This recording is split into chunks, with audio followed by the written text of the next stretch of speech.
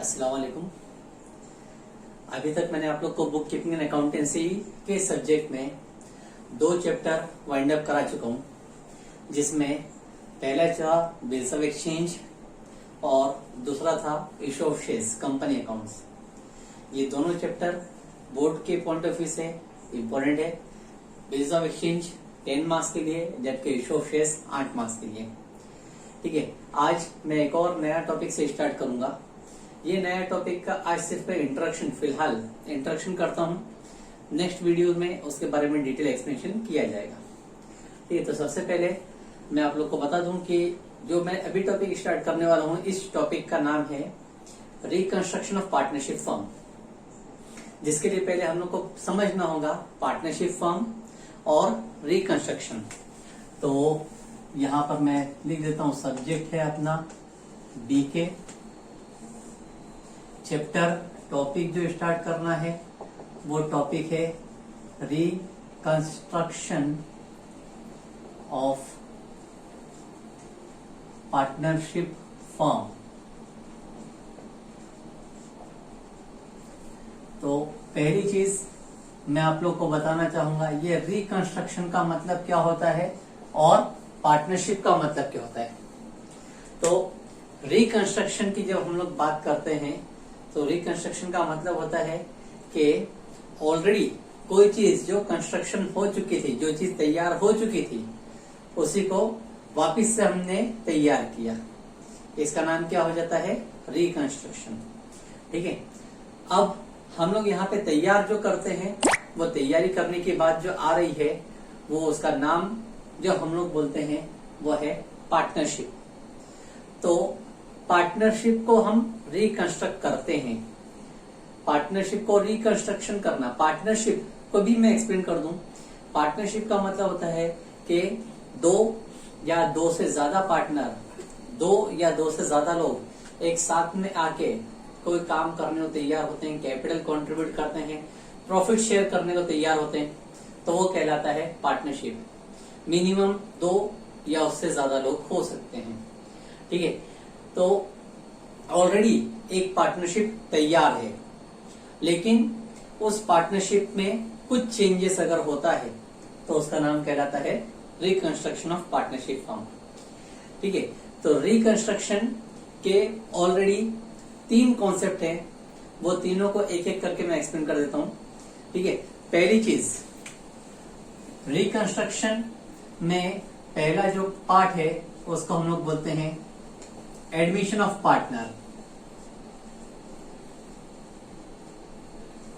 दूसरा जो पार्ट है उसको कहते हैं रिटायरमेंट ऑफ पार्टनर, और तीसरा पार्ट जो है उसे कहते हैं डेथ ऑफ पार्टनर।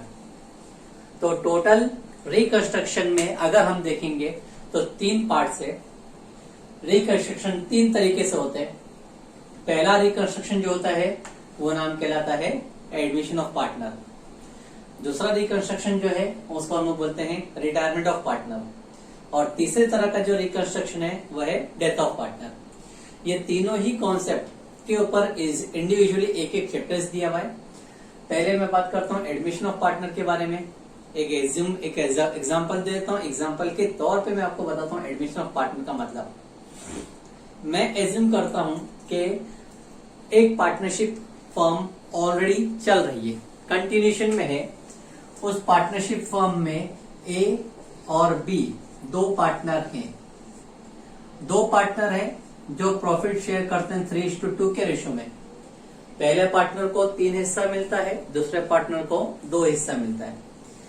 ये ऑलरेडी एग्जिस्टिंग पार्टनरशिप है, लेकिन अगर कोई एक और नया पार्टनर, एक और नया इंसान आके बोले और पुराने पार्टनर तैयार हो जाए कि उस पर्सन को हम पार्टनरशिप में लेंगे, जैसा कि अगर एक्स ये कहे कि तुम्हारी पार्टनरशिप में मुझे पार्टनर बनाओ, मुझे एक हिस्सा दो आउट ऑफ 6, और ए और बी तैयार हो जाते हैं, तो अब पार्टनरशिप में 3 लोग हो जाएंगे, ए, बी और एक्स। तो इन तीनों को एडमिशन होने के बाद में कहा जाएगा न्यू पार्टनर्स।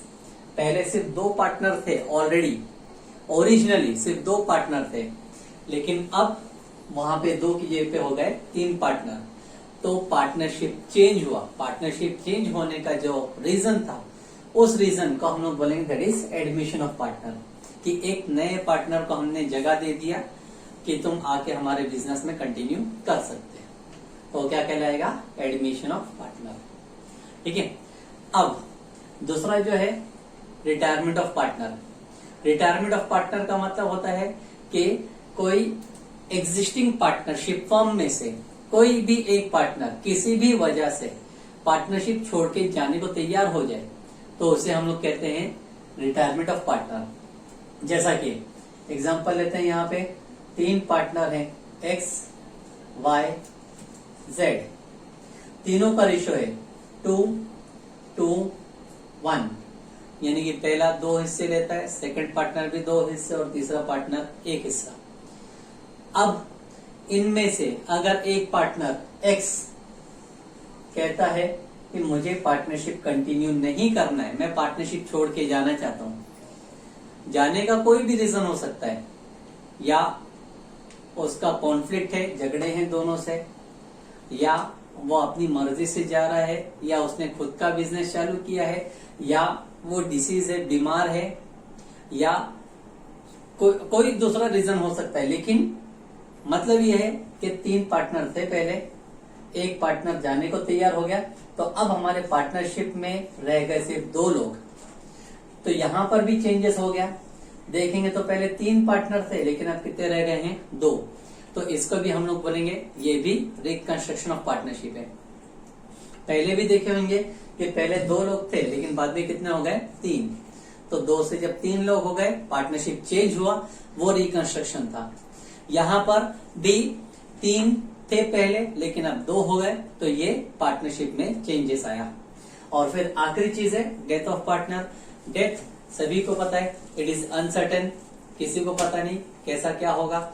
अब एग्जाम्पल यहां पर भी लेते हैं कि पहले 3 पार्टनर थे, ए बी सी, इन तीनों का रेशो था इक्वल 1:1:1। अब इनमें से अनसर्टेनली सी की डेथ हो गई। जब सी की डेथ हो गई तो पार्टनरशिप में कंटिन्यूशन नहीं कर पाया। अब जो लोग पार्टनरशिप में कंटिन्यू करेंगे वो सिर्फ 2 लोग रह जाएंगे, वो रहेंगे ए और बी। तो यहां पर भी अगर देखा जाए तो पार्टनरशिप में चेंजेस आया है। पार्टनरशिप में चेंजेस हो गया, पहले 3 पार्टनर थे, लेकिन अब सिर्फ 2 पार्टनर रह गए, तो इसको भी हम लोग बोलेंगे रिकंस्ट्रक्शन ऑफ पार्टनरशिप। तो ये 3 तरह के रिकंस्ट्रक्शन होते हैं पार्टनरशिप फॉर्म में।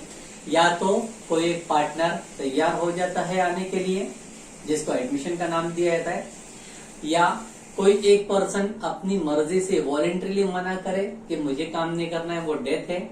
और या तीसरा ऑप्शन जिसमें एक पर्सन कंपल्सरी रिटायरमेंट लेता है, वो रीजन हो जाता है डेथ ऑफ पार्टनर। तो ये 3 केस से रिकंस्ट्रक्शन होते हैं। हर 3 ये तीनों टॉपिक के ऊपर एक एक चैप्टर दिया है। एडमिशन ऑफ पार्टनर करके एक चैप्टर है, रिटायरमेंट ऑफ पार्टनर करके दूसरा चैप्टर है, और डेथ ऑफ पार्टनर करके तीसरा चैप्टर है। ये 3 चैप्टर हमको दिए गए।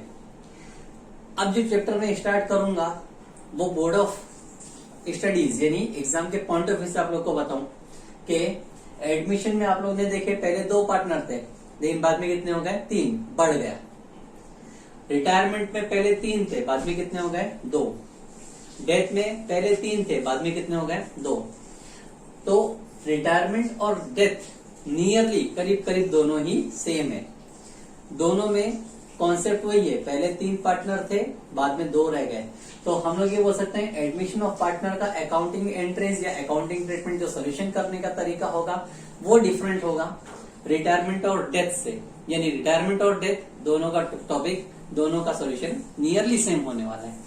तो इस वजह से जो हमारा बोर्ड के हिसाब से मैंने आप लोग को डिस्कस किया था पेपर पैटर्न पहले भी, उसमें मैं आप लोग को बताया था कि क्वेश्चन नंबर 2 में एडमिशन के ऑप्शन में रिटायरमेंट रहेगा। तो या तो मैं एडमिशन अच्छे से कर लूं चैप्टर, या तो मैं रिटायरमेंट अच्छे से करूं। और चैप्टर जो नंबर 4 पे है, चैप्टर क्वेश्चन नंबर 4 पे है, उसमें डेथ ऑफ पार्टनर के ऑप्शन में एनालिसिस का चैप्टर है। तो एनालिसिस को मैं साइड में रखता हूं, मैं डेथ करूंगा। तो एडमिशन एक एकदम अलग कॉन्सेप्ट करूं और डेथ एकदम अलग कॉन्सेप्ट करूं, ये थोड़ा डिफिकल्ट पड़ेगा। इसलिए मैं रिटायरमेंट और डेथ दोनों ही चैप्टर सॉल्यूशन कराऊंगा फिलहाल पहले, बाद में एज रिक्वायर्ड एडमिशन का कॉन्सेप्ट एक्सप्लेन किया जाएगा। पहले आप लोगों को रिटायरमेंट का एक्सप्लेन कर दूंगा। रिटायरमेंट के जैसा ही नियरली डेथ है, नियरली 80% सॉल्यूशन पूरा सेम होता है, 20% सॉल्यूशन डिफरेंट होगा। तो इसके लिए पहले मैं आपको रिटायरमेंट करा दूंगा, रिटायरमेंट के साथ में डेथ करा दूंगा और एडमिशन को बाद में करेंगे। तो ये है रिकंस्ट्रक्शन ऑफ पार्टनरशिप फर्म। ठीक है, इस रिकंस्ट्रक्शन ऑफ पार्टनरशिप फर्म के बारे में नए वीडियो में हम लोग कंटिन्यू करेंगे। अस्सलाम वालेकुम। लास्ट टाइम पे जो वीडियो मैंने आप लोग को सेंड किया था, उस वीडियो में ये रिकंस्ट्रक्शन ऑफ पार्टनरशिप के बारे में पूरा एक्सप्लेनेशन किया गया था कि रिकंस्ट्रक्शन जो हम लोग करते हैं, तो रिकंस्ट्रक्शन करने के 3 तरीके होते हैं। एक होता है एडमिशन ऑफ पार्टनर, दूसरा होता है रिटायरमेंट ऑफ पार्टनर और तीसरा होता है डेथ ऑफ पार्टनर। ये तीनों टॉपिक के बारे में मैंने आप लोग को एक्सप्लेन किया था और ये भी एक्सप्लेन किया था एंडिंग में कि हम लोग जो टॉपिक अभी स्टार्ट करेंगे वो रहेगा रिटायरमेंट ऑफ पार्टनर और उसके साथ में हम लोग करेंगे डेथ ऑफ पार्टनर, जो कि दोनों ही चैप्टर स्कोरिंग है और बोर्ड में काम आएंगे। तो फिलहाल मैं टॉपिक स्टार्ट करता हूँ रिटायरमेंट ऑफ पार्टनर का, जो मैंने यहाँ पे बोर्ड पे लिखा भी है। रिटायरमेंट ऑफ पार्टनर, जैसा कि पहले भी मैंने आप लोग को एग्जांपल दे चुका था, बता चुका था। रिटायरमेंट ऑफ पार्टनर का मतलब होता है कि कोई भी एक existing partner from partnership firm decides not to continue in partnership, it is called as retirement of partner. He is willingly not interested in partnership, वो अपनी मर्जी से ही पार्टनरशिप में काम करने से मना कर देता है कि मुझे मर्जी नहीं, मेरी इच्छा नहीं है पार्टनरशिप में काम करने की, और वो पार्टनरशिप छोड़ के जाना चाहता है। It is voluntary, it is not compulsory that a partner must leave the business. ये सिर्फ एक वॉलेंट्री है, ये उनकी पार्टनर्स के ऊपर, मर्जी के ऊपर डिपेंड होता है। जरूरी नहीं है कि कोई पार्टनर छोड़ के जाना ही चाहिए, वॉलेंट्री है, कोई एक पार्टनर अपनी मर्जी से ही बोले। ठीक है, जैसा कि मैं फिर एक एग्जांपल लेके एक्सप्लेन करता हूं आप लोगों को कि पार्टनरशिप में 3 पार्टनर हैं, ए बी सी, 3 पार्टनर हैं, तीनों का रेशियो है 3:1। 3:1 ये रेशियो देखिए, रेशियो को आप लोग पहले अच्छे से समझ लीजिए। कोई भी रेशियो हो उसका कैलकुलेशन किस तरह से किया जाता है। 3:1 का रेशियो है, मतलब 3 पहले पार्टनर का हिस्सा, 2 मतलब दूसरे पार्टनर का हिस्सा और C तीसरे पार्टनर का एक हिस्सा। तो टोटल हम लोग को हिस्से निकालने पड़ेंगे, टोटल हिस्से कितने होंगे। तो 3 + 2 + 1 जब किया जाएगा तो हो जाएगा 6। यानी इस पार्टनरशिप में जितना भी प्रॉफिट होता है तो प्रॉफिट के टोटल 6 हिस्से होंगे और 6 हिस्से में से 3 हिस्सा A को जाएगा, 2 हिस्सा B को और 1 हिस्सा C को। यह होता है रेशियो का मतलब। ठीक है, एक और एग्जांपल बता रहा हूं कि अगर एग्जांपल लो, second X Y Z 3 partner है, तीनों का रेशियो है 2:1:1। तो इसका मतलब हो गया कि सेकंड पार्टनरशिप में पहले पार्टनर का हिस्सा है 2, सेकंड पार्टनर का हिस्सा है 1 और थर्ड पार्टनर का हिस्सा है 1। तो इस तरह से 2 + 1 + 1 रेशियो होंगे 4। यानी सेकंड पार्टनरशिप में टोटल 4 हिस्से होंगे, 2 हिस्सा पहले पार्टनर को, 1 हिस्सा सेकंड पार्टनर को और 1 हिस्सा थर्ड पार्टनर को। अच्छा, एक और लास्ट एग्जांपल लेता हूं मैं, PQR 3 पार्टनर है, तीनों का रेशियो है 1:1:1। ठीक है, यानी कि पहले को 1 हिस्सा, दूसरे को भी 1 हिस्सा, तीसरे को भी 1 हिस्सा। यानी इस क्वेश्चन में अगर देखेंगे तो तीनों को बराबर के हिस्से हैं। तो 1 + 1 + 1 करें तो कितने हिस्से हो जाएंगे, 3। ये इस तरह से टोटलिंग किया जाता है। अब ये 3 मैंने एग्जांपल बताया है, इन तीनों एग्जांपल में से एक एक करके मैं बता रहा हूं। अगर एजम्पशन लिया जाता है, पहले एग्जांपल में A B C 3 पार्टनर थे, 3 पार्टनर में से पहला पार्टनर बोलता है I am not interested to continue in business. Reason are different, reason बहुत सारे हो सकते हैं। कुछ रीजन जैसा मैं आप लोग को बताऊं, हो सकता है कि एक पार्टनर जो ए रिटायर होने को बोलता है कि मैं कंटिन्यू नहीं करूंगा, तो कंटिन्यू ना करने का रीजन एक होता है कि बिजनेस में लॉस हो रहा है। कंटिन्यू बिजनेस हमने किया कर रहा, बिजनेस करने की वजह थी कि हमको चाहिए था प्रॉफिट लेकिन लॉस हुआ, तो ये बोलता है मुझे कंटिन्यू नहीं करना है, मैं छोड़ के जा रहा हूं। या ए ओल्ड एज बीमार हो गया है, ओल्ड बूढ़ा हो गया है, या ए बीमार रहता है, डिसीज है उसको कुछ। फिर अगर ये कहा जाए कि ए जो पार्टनरशिप में था उसी लाइन का उसने खुद का बिजनेस कंटिन्यू किया है, या अगर ऐसा कहा जाए ए बोलता है कि मैंने खुद ने अपना नया बिजनेस चालू कर दिया हूं, मुझे तुम्हारे साथ में पार्टनरशिप नहीं करनी है, या ए के बी और सी से झगड़े होते हैं। तो ये सारे रीजन होते हैं, रीजन आर अनलिमिटेड, रीजन बहुत सारे होते हैं, लेकिन अल्टीमेट इफेक्ट सिर्फ एक ही है। वो एक ही इफेक्ट ये है कि हमारे पार्टनरशिप में पहले 3 पार्टनर थे ए बी सी, अब ए चला गया। जब ए चला गया तो रह कितने गए हैं, 2 पार्टनर जो कि हैं बी और सी। ठीक है, सेकंड एग्जांपल में बताऊं कि अगर जेड का वही केस है, जेड बोलता है मुझे कंटिन्यू नहीं करना है, तो जेड चला गया। यहाँ पे 2 पार्टनर कंटिन्यू करना है, वो कौन है, एक्स और वाई। तीसरे एग्जांपल में 3 पार्टनर है पी क्यू आर, यहाँ पर आर कहता है कि मुझे कंटिन्यू नहीं करना है वट एवर रीजन में भी, तो रह कौन गए हैं, 2 पार्टनर पी और क्यू। तो कोई भी पार्टनरशिप में से अगर एक पार्टनर चला जाता है तो जो पार्टनर जा रहा है उस पार्टनर को हम लोग बोलते हैं रिटायरिंग पार्टनर। 3 एग्जांपल है, तीनों में पहले एग्जांपल में एक पार्टनर रिटायर हो रहा है, तो ए पार्टनर को मैं नाम दूंगा रिटायरिंग पार्टनर, रिटायरिंग पार्टनर। दूसरे एग्जांपल में जेड है तो जेड का भी नाम वही रहेगा, रिटायरिंग पार्टनर। तीसरे एग्जांपल में आर है, ये भी बिजनेस छोड़ के जा रहा है, तो इसका भी नाम वही रहेगा, रिटायरिंग पार्टनर। ठीक है, तो जो भी पार्टनर पार्टनरशिप छोड़ के जाता है, कोई भी केस में उस पार्टनर का नाम दिया जाता है रिटायरिंग पार्टनर। ठीक है, अब कितने लोग रह गए थे, पहले पार्टनरशिप में बी और सी रह गए, सेकेंड पार्टनरशिप में एक्स और वाई रह गया, थर्ड पार्टनरशिप में पी और क्यू रह गया। तो ये जो पार्टनरशिप में रह गए हैं इनको नाम दिया जाता है, जैसा X B C, X Y या पी क्यू, इनका नाम दिया जाएगा कंटिन्यूइंग पार्टनर्स, कंटिन्यूइंग पार्टनर्स, या तो दूसरा नाम भी कह सकते हैं रिमेनिंग पार्टनर्स, रिमेनिंग पार्टनर्स। ये 2 चीजें याद रखें कि ओवरऑल हमारे पास टोटल 3 चीजें होती है, ए बी सी कलेक्टिवली सब एक साथ में जब मिल के बात करें तो सबको एक साथ में ऑल पार्टनर कहा जाता है या तो फर्म कहा जाता है। एक्स वाई जेड सबको एक साथ में बात करेंगे तो वो फर्म कहलाएगा या तो ऑल पार्टनर।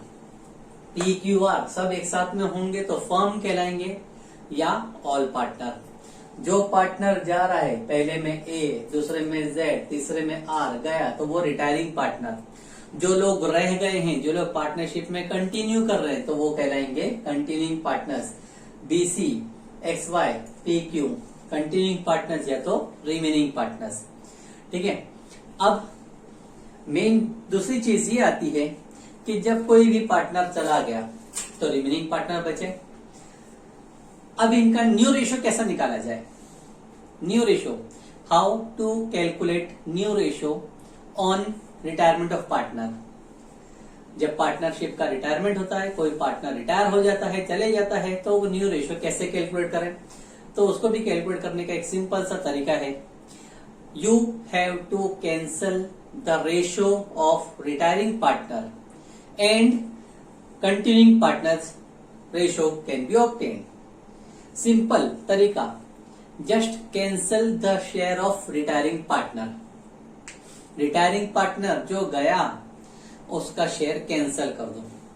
उसका शेयर आप कैंसिल कर दीजिए, जो बचा वो न्यू रेशियो कहलाएगा। जैसा कि अभी पहले एग्जांपल में ए बी सी, पुराना रेशियो था 3:1। ए चला गया तो ए को कैंसिल कर दिए, बी और सी रह गए। जब बी और सी रह गए तो बी का हिस्सा था 2 और सी का हिस्सा था 1। ये रहा उनका न्यू रेशियो। 2 + 1 यानी अब न्यू पार्टनरशिप में सिर्फ 3 हिस्से होंगे, जिसमें से बी को 2 हिस्सा जाएगा और सी को 1 हिस्सा। सेकेंड एग्जांपल में एक्स वाई जेड, जेड चला गया, एक्स और वाई रह गए। तो एक्स का पुराना रेशियो था 2 और वाई का रेशियो था 1, तो 2 + 1 हो गए 3। यहां पर भी 3 रेशियो ही आएगा।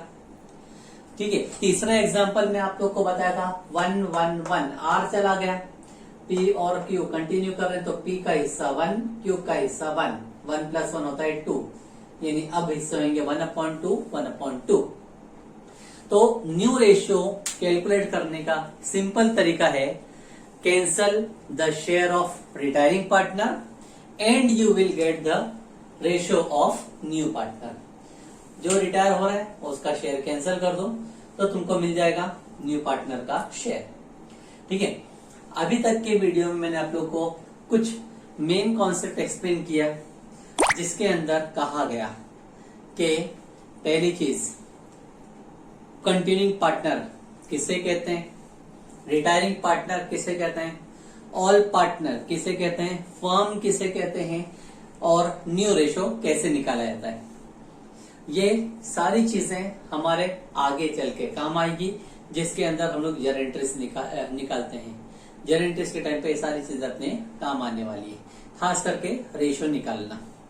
ठीक है।